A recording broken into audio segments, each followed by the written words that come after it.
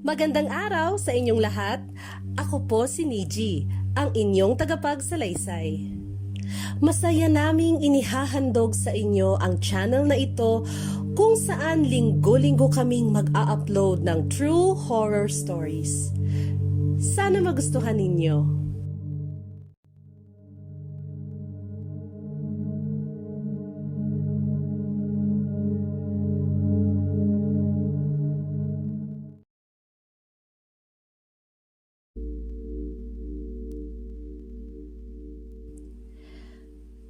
Bata pa ako, mahilig na akong makinig sa mga kwentong kababalaghan o sabihin na nating tungkol sa mga kwentong katatakutan. Dahil ang tatay ko ay isang sundalo, madalas mga sundalo din ang bumibisita sa bahay namin. At kapag nagsasama-sama na sila, hindi maiiwasan ang mga iba't ibang kwento tungkol sa mga naranasan nila o kwentong naibahagi na rin sa kanila. Isa dito ay ang naranasan ng isa sa kanilang barkada na si Uncle Celso kung tawagin ko. Si Uncle Celso ay madaling natanggap sa pagiging sundalo dahil siya ay isang wrestler. Matangkad, matipuno, at may itsura si Uncle Celso. Maayos ang tayo at di ito uurong sa anumang klaseng away. Ngunit may isang pangyayari sa buhay ni Uncle Celso na kailanman ay di niya makakalimutan. At dito nagsimula ang kwento ni Uncle Celso. Dahil nga sundalo, na-assign sila sa isang malayong probinsya. Huwag na nating banggitin kung saan. Sa lugar na ito, nakita niya ang isang dalaga na minsang nakasabay niyang bumili sa isang munting tindahan. Nginitian niya ito at mabilis siyang nagpakilala. At maayos namang tumugon ang dalaga. Ako nga pala si Celso. May misyon kami sa lugar nyo kaya kami ay maaring makikita nyong pag-alagala dito. Ah, ganun ba? Sagot ng dalaga. At ako naman si Luring. Medyo malayo-layo dito ang tirahan namin. Nilalakad ko lang. Kailangan kasi ang mga ito ng nanay ko. Sana magkausap pa tayong muli, sabi ni Celso. Siguro naman, sagot ng dalaga. Mula noong araw na iyon, nag-isip na si Celsong puntahan ang tirahan nila Luring. Nagtanong-tanong siya tungkol sa dalaga kung saan ito nakatira. At maraming nagsasabi na medyo sa liblib ng gubat ang tirahan nito at walang basta-bastang bumibisita sa dalaga kahit na maganda at kaaya-aya ang itsura nito.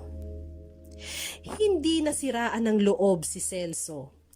Kaya isang araw, buo ang loob na nagdesisyon na bibisitahin ang dalaga kahit sa liblib ng gubat ito nakatira. Sa haba ng kanyang nilakad ng mag-isa, tagumpay niya namang natungton ang bahay ng dalaga. Maayos silang nakapag-usap at walang ibang nakatira sa munting tahanan nilang iyon, kundi si Luring lang at ang kanyang matandang ina. Napansin ni Celso na maggagabi na. Dahil sa malayo pa ang kanyang lalakarin, si Celso ay nagpaalam sa mag-ina. Maayos namang nagpaalamanan sa isa't isa dahil nga alam ni Celso na mahabang lakarin pa ang kanyang tatahakin. Medyo dumidilim na rin ang kanyang dinaraanan pero nakuha pa niyang sumipol-sipol. Ngunit napatigil siya nang biglang sa harap niya ay may humarang na isang malaking baboy. Umiwas siya, pero kahit anong gawin niya, patuloy siyang hinaharangan ng baboy. Ayaw siyang paraanin. Sa tagal nilang parang nagpapatintero, nabwisit si Celso at sinunggaban ang baboy. Noong una ay nahirapan siya kasi ang dulas daw hawakan. Pero dahil malakas siya, ginamit niya ang kanyang wrestling techniques. Hinawakan niya ito kahit ito'y nagpupumiglas. Noong siya'y napapagod na rin, inipit niya ang leeg gamit ang kanyang braso at buong lakas niyang di pinagalaw ang baboy. Sabi ni Celso, "Sige, galaw pa kung kaya mong gumalaw sa pagkakaipit ko sa leeg mo. Di kita bibitawan, magdamag tayong ganito." Buong gulat ni Celso nung biglang nagsalita ang baboy at ang sabi nito, "Parang awa mo na, bitiwan mo na ako. Patawad, pangako di na mauulit." Sa gulat ni Celso, mabilis niyang binitawan ang baboy at mabilis itong nagtatatakbo patungo sa liblib ng kagubatan. Si Celso naman ay doon lang nakadama ng takot at kilabot sa pangyayari. Kumaripas ng takbo hanggang makarating sa kanilang kampo.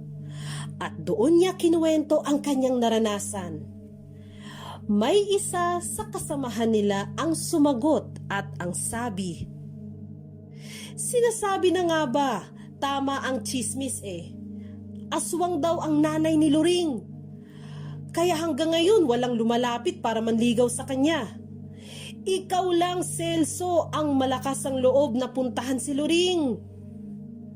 Sumunod na araw, ang lokong si Celso ay bumalik kina Luring kinaumagahan. At nagulat si Luring. Sabi ni Celso, "Ay, Luring, napadaan lang ako. Wala pang magawa sa kampo kaya sinubukan ko lang ulit na mamasyal dito sa lugar nyo. Kumusta naman pala ang nanay mo?" Sumagot ang dalaga, "Ay, masama ang katawan ng nanay. Nakahiga nga lang, masakit daw ang buo niyang katawan." Sumagot si Celso, "Ah, ganun ba? Oo, sige, di na ako magtatagal. Tutuloy na ako sa kampo." At talagang di na rin bumalik si Celso kina Luring, na totoong may nanay na aswang.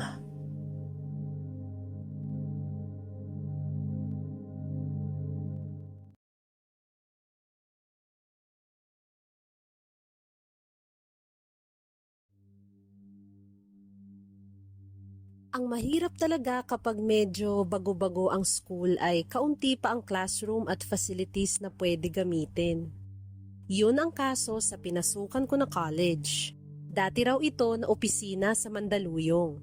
Tapos, ginawang branch ng isang college. Med-related yung kinukuha ko na course at laboratory class ang panghuli na schedule ko sa araw na iyon. Kaso nga lang gabi na. Yung isang laboratory kasi ay gamit ng kabilang course, kaya kami may 3 oras na vacant. Tumambay lang kami sa mini-stop hanggang sa oras na ng klase namin. 4 to 7 p.m. Ang late na, di ba? Bakit pa kasi hindi tong course natin ang i-prioritize? Sabi ng kaibigan ko na si Ikay. Hindi tayo favorite.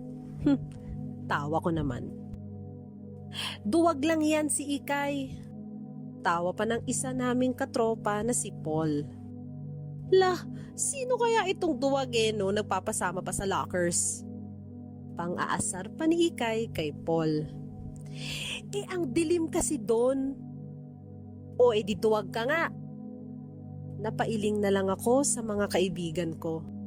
Pumasok na kasi sa loob ang prof namin kaya nanahimik na kami. Pero nabobore na rin ako.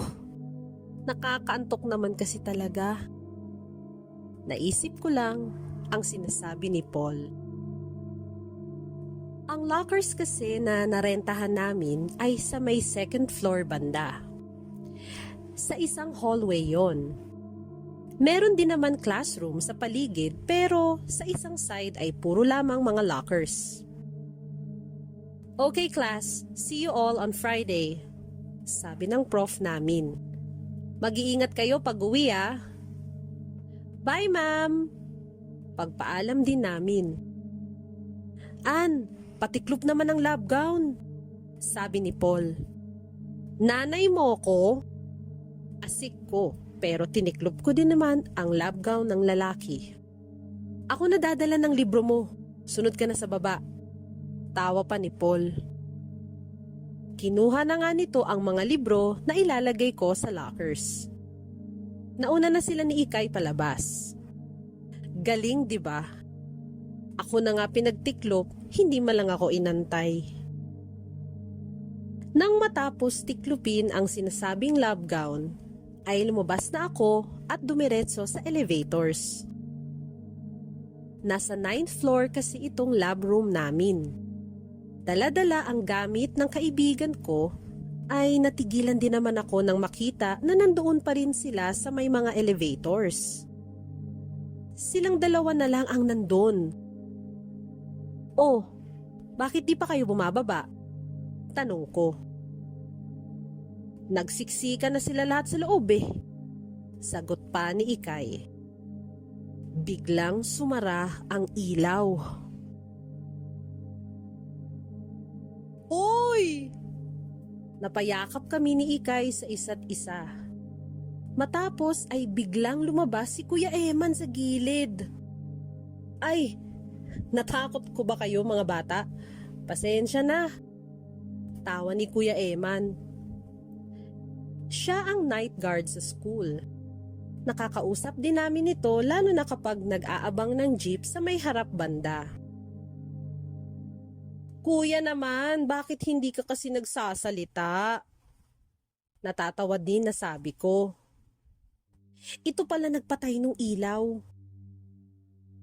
Akala ko nakita niyo ko eh. Natatawa din na sagot ng Secu. Dumating na ang elevator kaya naman sumakay na kami kasama si Kuya Eman. Ang late pala ulit ng klase niyo? Tanong ni Kuya Eman. Oo kuya, gabi ulit. Ani Paul. Inaantok na nga ako eh. Bumaba na kami sa second floor at nagpaalam kay Kuya Eman. Siya kasi ay sa ground floor na dederecho. Ang dilim talaga dito, ani Paul. Dahil wala ng klase ay totoo naman na pinapatay na agad ang ilaw doon. Sayang nga naman sa kuryente. Tayo ba hindi tao? Patay agad ilaw?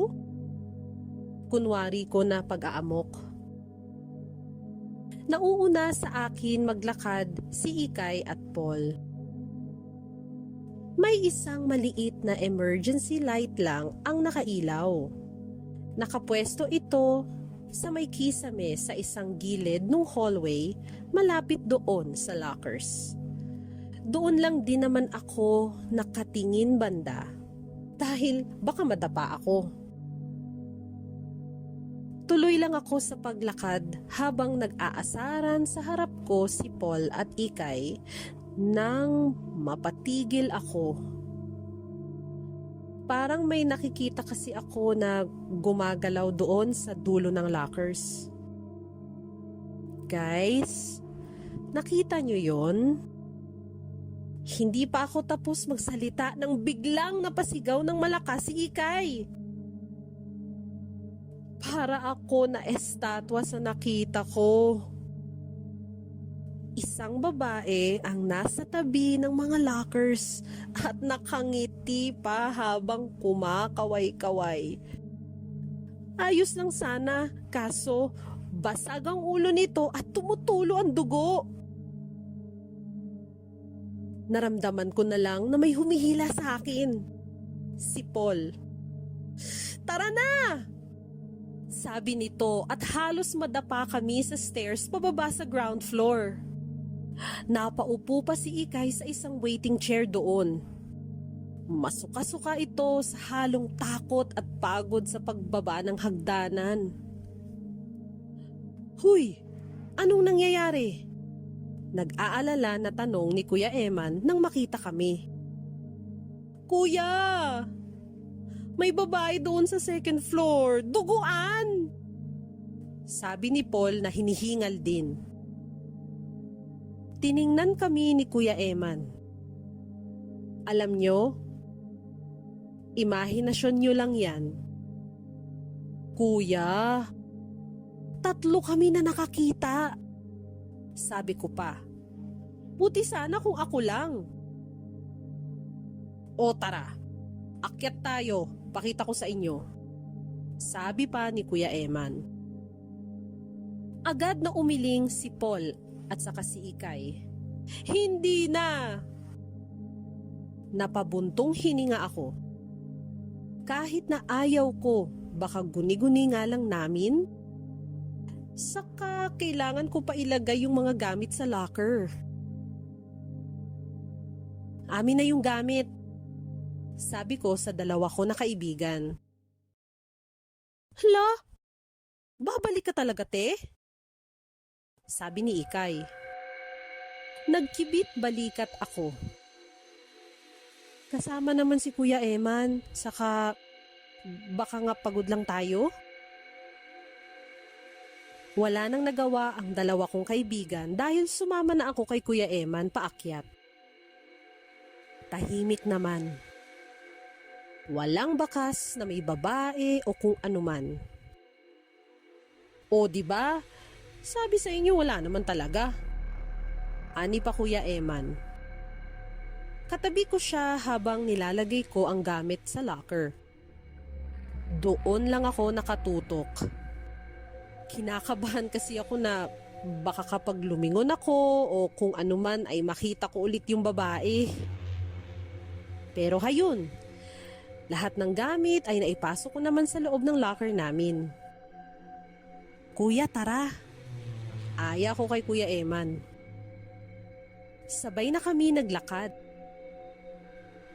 "Thank you pala, kuya. Pero baka nga imagination lang namin," sabi ko nung makalayo-layo na kami. Ngumiti si Kuya Eman. "Ganun talaga. Pagod lang din kayo kasi buong araw na kayo sa klase. O sige, una ka na sa baba. Roronda pa ako dito." Tumango na lang ako bilang sagot. Iikot na lang naman ako pababa nang hindi ko natiis at lumingon ako kay Kuya Eman. Nanlaki mata ko. Naglalakad kasi si Kuya pabalik doon sa lockers at may kinakawayan.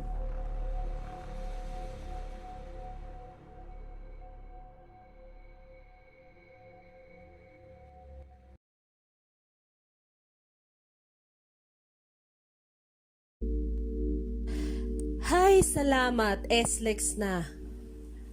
Malakas na pahayag ng gurong kasama namin na si Miss Joy. Nakaranas kasi kami ng matinding trapiko bago makarating ng SLEX. Nang marinig ito ng ate ko na katabi ko sa sinasakyan naming minibus, agad niyang binuksan ang kanyang bag at inilabas ang kanyang cellphone. "Ite-text ko na sina mama na malapit-lapit na tayo sa school," sabi niya. Hindi ako sumagot dahil humihikab pa ako mula sa pagtulog ko sa biyahe. Tumayo si Miss Joy sa inuupuan niya sa pinakaharap ng minibus at nag-anunsyo.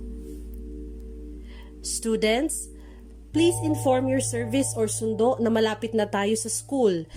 Delikado na maglakad pa uwi, gabi na." Natatawa kong sinabi sa isip ko, "Tapos na po. Mas mabilis pa ate ko sa inyo, Miss Joy." Haha. Inabot na din kasi kami ng 9:00 ng gabi sa daan. Galing kami sa isang regional meet sa Cavite, kung saan maraming paaralan ang imbitado para sumali sa iba't ibang kompetisyon at programa. Naalala ko noon ay isinali kami para kumanta sa isang programa. Ang iba sa amin ay representative para sa iba't ibang akademikong kompetisyon. Sa kabutihang palad, madaming napanalunan ang school namin, kaya tinapos talaga namin ang buong kaganapan dahil sa huli pa ang awarding ceremony.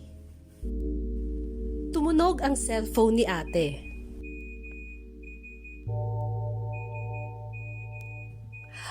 Oo, ang message tone niya ay ang sikat na classic tone ng Nokia noon. Nokia 6600 ang cellphone niya noong mga panahon na iyon. Ang pangyayaring ito kasi ay naganap noong 2003 pa. Matagal na panahon na. Binasa ni ate ang text message. Inabangan ko ang sasabihin niya dahil sigurado akong sina mama at papa yun na magsusundo sa amin. Ngunit nagkaroon ng kaunting pagkaantala. Ay, na-delay sina mama ng alis kasi may inayos pa si papa sa sasakyan. Hintayin na lang daw natin sila. Pahayag ng ate ko sa akin. Malapit na mag-alas 10 nang iparada ng driver ng minibus sa harap ng school. Sa pagkakaalam ko ay mga 15 kaming estudyante noon na kasama ni Miss Joy sa district meet. Unti-unting nagsipag-uwian ang mga estudyante. Nagdatingan ang mga sasakyan na sumundo sa kanila hanggang sa kami na lang ng ate ko at si Miss Joy ang naiwan. Pati ang driver ng minibus umalis na din. Madilim na at tahimik sa may lobby ng school namin. Nakababa na din ang mga gate, malayo sa mga nagaganap na eksena tuwing umaga. Nakakaramdam na din kami ng kaba at takot ng ate ko.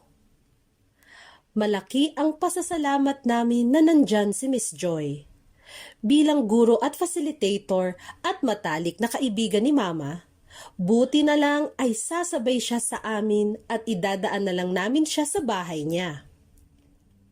Naupo muna kami sa mga hakbang ng hagdanan ng lobby at napatingin sa kalapit na simbahan ng school. Bukas ang mga pinto at maliwanag ang mga ilaw sa loob ng simbahan. Nakakabawas ng kaba kung tutuusin dahil pakiramdam namin ay hindi kami nag-iisa sa paligid ng school. Ngunit sa hindi inaasahang pangyayari, naganap ang unang karanasan namin sa mga bagay na hindi mapaliwanag. Mula sa kinauupuan namin, tanaw namin ang loob mismo ng simbahan. Nagulat kami sa nakita namin. Tila may kaganapan na nangyayari sa loob ng simbahan, ngunit hindi ata ito ang klase ng kaganapan na inaasahan namin. May figura ng babae na nakasuot ng bridal gown na parang walking down the aisle, kaso siya ay nakalutang. Hindi lang nakalutang mula sa lupa, ang ulo nito ay halos tatama na sa atip ng bubungan. Ang train ng kanyang suot ay napakahaba at nakalaylay sa ere. Ito ay tila napakalaking kumot na lumulutang, kumikinang habang sinasalubong ang kislap ng mga naglalakihang chandelier. At hindi pa natapos doon. Nakasunod sa kanya ay isa namang figura ng bata. Kapareho niya, ito din ay nakasuot ng puti at nakalutang. Ang kaibahan nila ay ang figura ng bata ay nakaangat ng kaunti lamang mula sa lupa.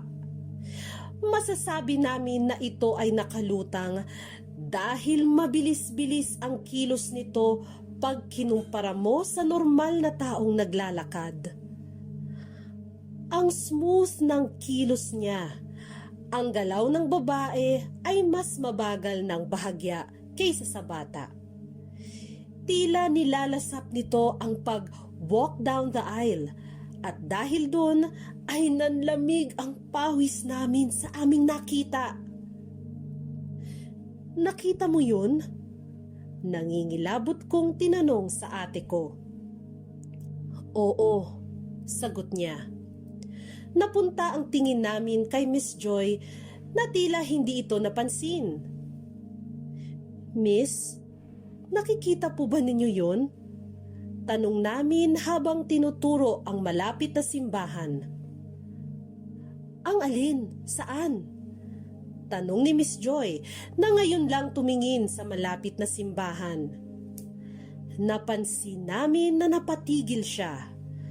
Mga ilang segundo din ang lumipas bago siya nakapagsalita at ang sabi niya ay, "Ipagdasal na lang natin sila." Doon kami sobrang natakot sapagkat sa oras na yun ay nakumpirma namin ng ate ko na tama kami ng hinala. Hindi mga tao ang nasa loob ng simbahan. Hindi kami makapaniwala dahil first time namin maranasan ang ganito.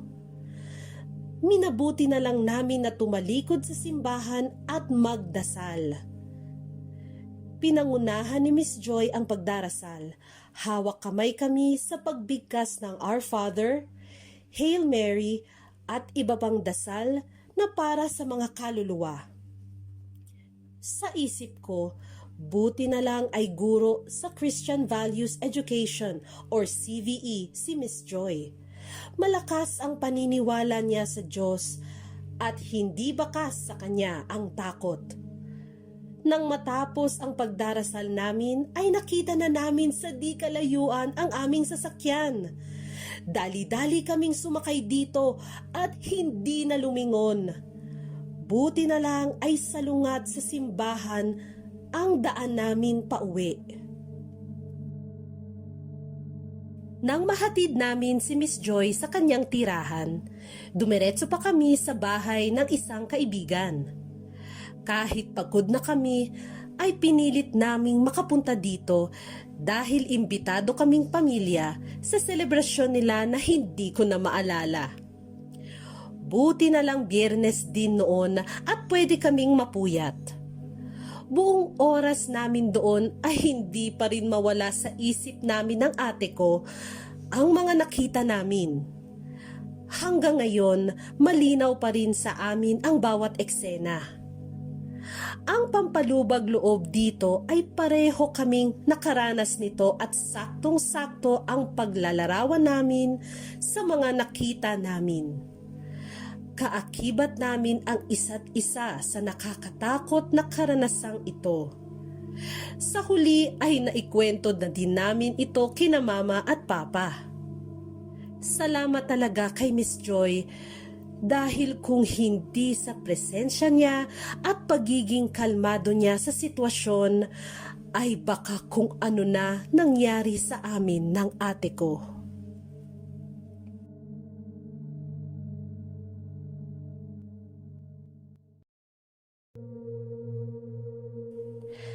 Kamusta mga katakot? Sana nagustuhan ninyo ang aming mga kwento. Kung di nakakaabala ay pakiclick na din ang like at subscribe button. Maraming salamat sa pakikinig at hanggang sa muli.